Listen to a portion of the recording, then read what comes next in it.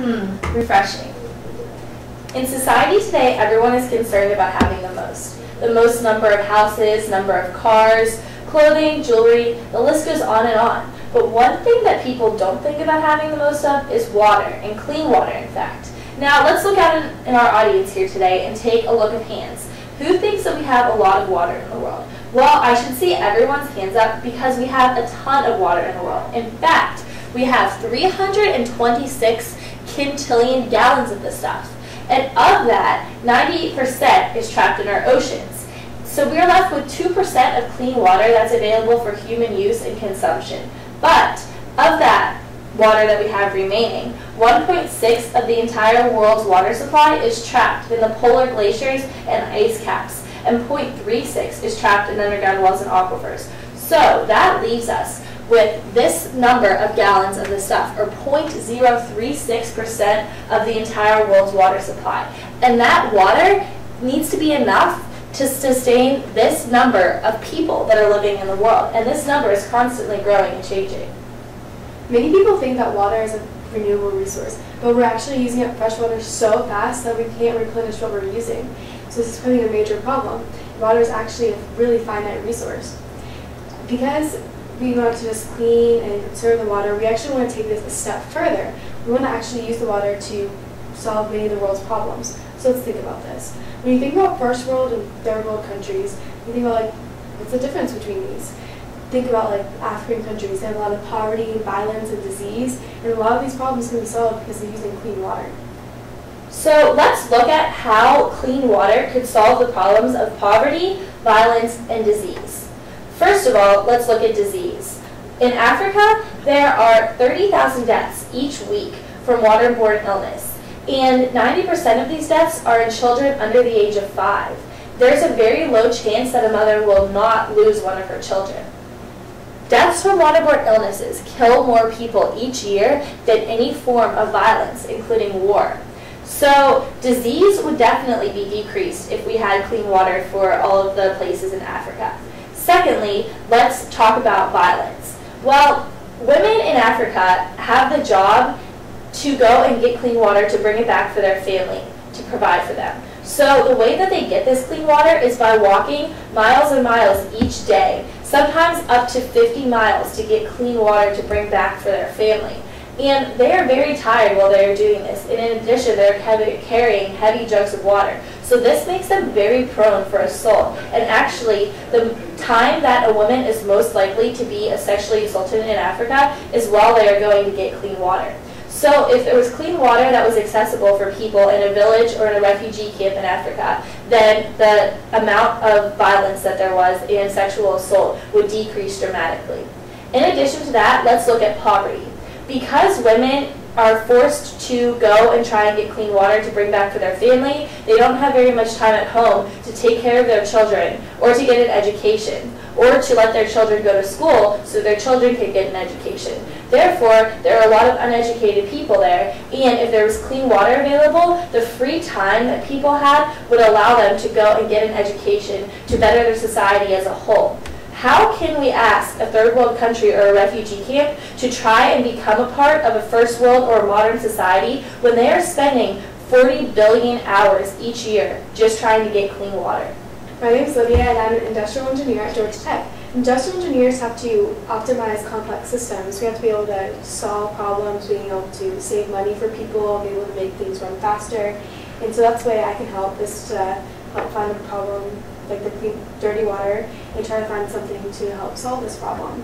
Shannon is an environmental engineer at Georgia Tech, and she uses her engineering skills to be able to solve environmental problems. She has to be able to prevent and control environmental hazards, and the dirty water problem is a big environmental hazard.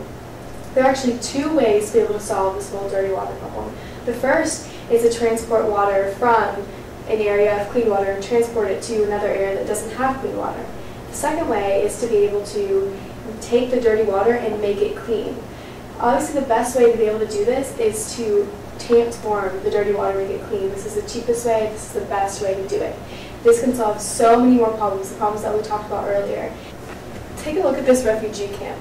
The water is right there, But by drinking it, the people can get so many illnesses and diseases. And by not even drinking it, they can still get those illnesses and diseases in them. By being able to clean the water, we can solve all those problems that were previously mentioned. So using our environmental and industrial engineering skills, Lydia and I asked what would the best way to solve this problem be. So we already decided that the best way is by cleaning existing water in an area that's dirty and not available for use. But we want to take it a step further. How exactly would we clean that water? What would we invent to do this? So the first step was we looked at a previous TED Talk by Michael Pritchard, and he discussed a Brita water bottle filter similar to the one that I was drinking out of at the beginning of our presentation. And this water bottle would be given to a person or a family in a refugee camp, and it would be able to clean the water for them and their family. But this is a very small-scale idea, and what we need if we're going to change major problems in the world is a large-scale idea.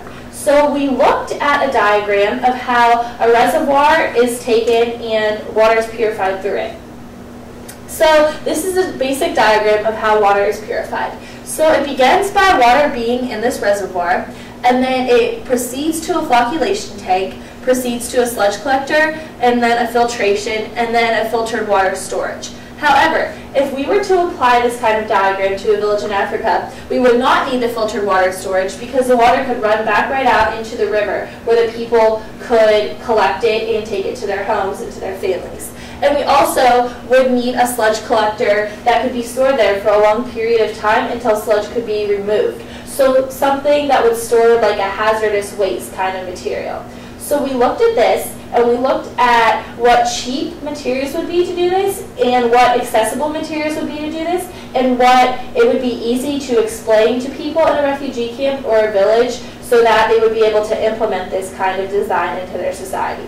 So the three main things that we would need would be our flocculation tank, then our filter, and then our sludge collector. So we looked at a bunch of different items, and we put together a basic diagram of how this would be done.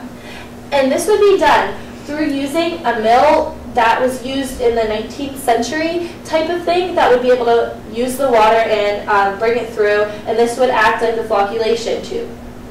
And then from there, it would go through a filtration kind of device, and then a hose would be needed to attach to that to bring out all of the waste and store it in a hazardous waste kind of type of material, and that would be our sludge collector. So this is actually very practical for a refugee camp or a village in Africa, and it's ironic because in order to get the society to progress, we're actually taking a step back and using a material that was used in the 19th century with the kind of mill that we're looking at using. At the beginning of this TED Talk, we showed you a number of the amount of people in the whole world. Through this whole minute, that number has already increased a lot. It is now actually 6,936,139,276 people. So many more in just 8 minutes. That just shows you how much the population is increasing each minute. And the water, it just keeps on decreasing. So if we keep increasing the population and decreasing the water, we're not going to have enough water for the whole population. And that really shows how much of a water crisis we do have. So what we've looked at, we hope that you will think twice before you waste some water, because there is people in need of the clean water that could actually help change a lot of the problems that our society is facing. So we hope you've enjoyed our TED Talk, and that's it.